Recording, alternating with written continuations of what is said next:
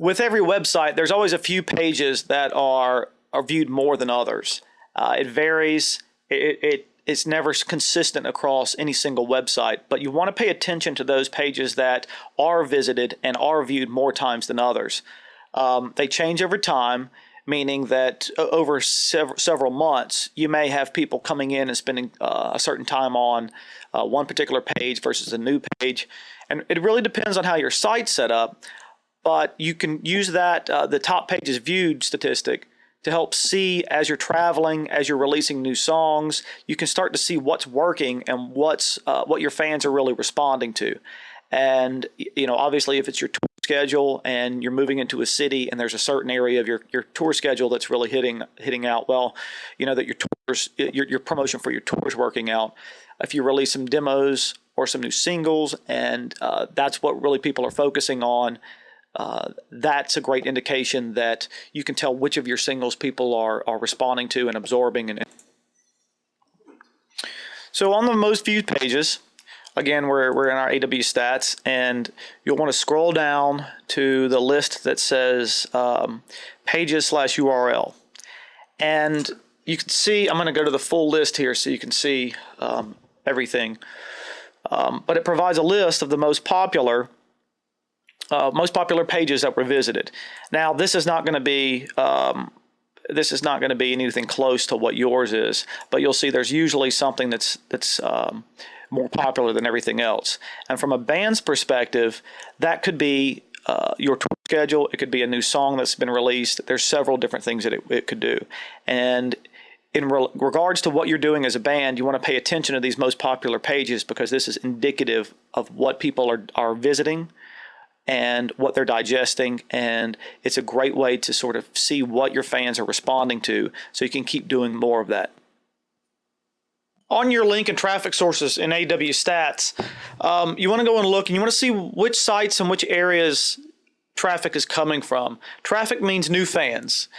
Could be existing fans that are just going to visit your site to look for new information, or it could be new fans that are just now finding out about your band or about your singles.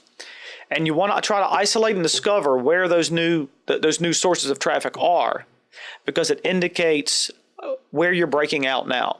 So if there's a certain new site that you've never seen before on your stats, and suddenly people are coming from that particular site, you've obviously got exposure from that particular site, and you want to go and look and see what that is. It could be a journalist site. It could be a new fan site. It could be another band site who mentioned your name. So you want to try to understand where those new sources of traffic are coming from, because that helps you to understand how your promotion is working and how your word about your band is getting out. Search engines are important. We discussed that in an earlier slide in part 2.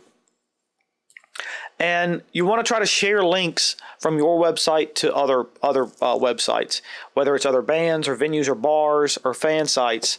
As you put a link on your site and you trade it with the other ones, that helps. Not only does it help the search engines, but also helps fans of those similar bands find your site, and vice versa. And another section inside AW Stats shows the keyword phrases. And the keyword phrase is the exact phrase that people are typing into search engines that are leading them to your particular site. And you want to go and look and see what the most popular keyword phrases are. It's what your fans and what the visitors to your site are using to search you and to find you. And this keyword phrases are directly connected to search engine optimization. There'll be a lesson on that later.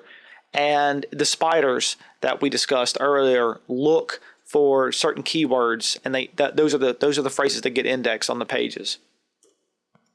From a band perspective, you want to look for the most popular phrases. Hopefully, this is going to be your band name, song names, but it also could be venue names or bar names. And it could be other bands that you either played with or you're going to play with, or maybe that who your influences are, or maybe bands that you sound like. So if you can understand the phrases that people are using to get to your site, then you can create more content based around that. So let's say you release a new song and people start wanting to hear more about that. Well, you could release a blog post. You could give an explanation for the motivation behind writing the song. You could put out some other demos that relate to the song, or you could give it some history or background on the song. And what that does is that primes the search engine pump even stronger. So there's more content as people start to search more on those particular phrases. There's more hits, and there's a stronger tendency for them to go to your site. The last topic we're going to talk about is bandwidth. And this is something, depending on how heavily, how much media you put out on your site, this is something you need to watch carefully. It can be a problem when you start putting out a lot of video and a lot of audio and pictures because bandwidth costs money.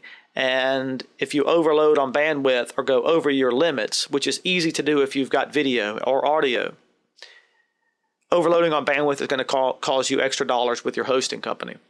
Now, if you don't have any money, you can use some free services. You can post things up to YouTube. However, if you when you really start to make some money, you want to try to go for some higher quality things. And there are some web services, specifically cloud computing, that you can use to actually host the site in the cloud, but it's played from your own website instead of YouTube. Okay, that's it for this particular presentation. If you like it, please help me get the word out. Send the website link to any other musicians that you think could benefit from this, and please come back and visit. We're going to start putting out content, hopefully 2 to 3 times a week. Join us on Twitter and go find us on Facebook. And if you need to email me, the email address is fan1@infinitefanbase.com. Thanks so much. Bye.